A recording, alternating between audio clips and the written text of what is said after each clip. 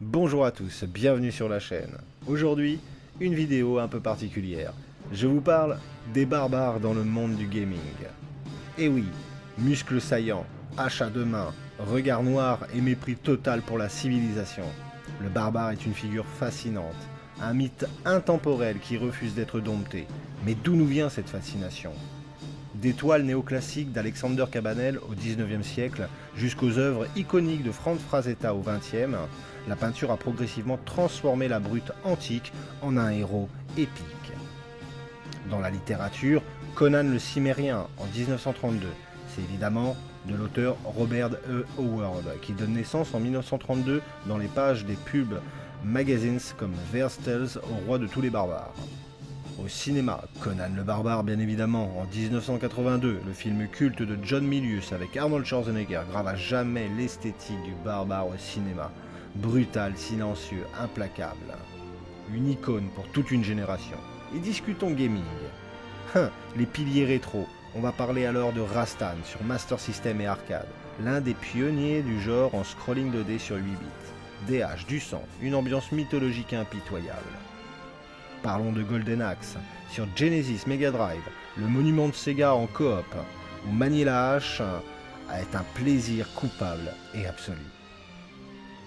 Quand la 3D arrive, la marque Conan sur PS2 en 2004, un titre d'action 3D très sombre, injustement méconnu selon moi, qui retransmettait la brutalité crue des romans originaux.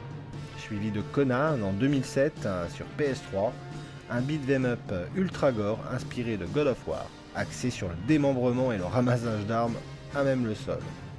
Plus récemment, Conan Exile sur PC et console, la concrétisation moderne du fantasme, partir de rien dans le désert et bâtir son propre empire barbare. Revenons sur la génération PS2 qui a vu Eman Defender of Grayskull, l'adaptation 3D des maîtres de l'univers qui nous permettait d'incarner directement Musclor face aux hordes de Skeletor. J'y ai passé de très bons moments. Du côté de la scène indépendante, il y a eu Abator sur PC et console. Une lettre d'amour rétro en pixel art jouable à 4, très inspiré de Golden Axe et Rastan.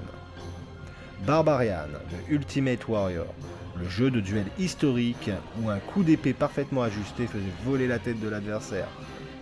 Volgar the Viking, un jeu de plateforme arcade 2D exigeant au pixel art chirurgical pour les puristes du challenge. Eldurand, l'alliance réussie entre l'univers Sword and Sorcery et la structure d'exploration d'un Metroidvania.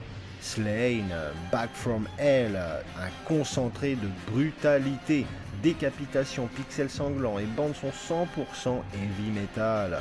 Age of Barbarian, le 1, le 2, un hommage décomplexé aux séries B et aux films de fantasy des années 80. Généreusement gore, j'ai adoré.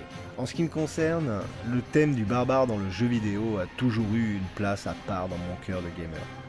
Depuis tout petit, j'ai été bercé par cet univers grâce au film Conan le Barbare, mais aussi par les œuvres de bande dessinée. Voir ce genre s'épanouir sur autant de générations de consoles, de la Master System aux productions indé actuelles, prouve que c'est une grande valeur sûre. Et les développeurs vont continuer à nous faire grandement plaisir à réinventer le mythe du barbare. J'espère que cette vidéo vous aura plu, n'hésitez pas à liker, commenter votre jeu de barbare préféré et vous abonner pour ne rien rater. Aiguisez vos haches et à la prochaine.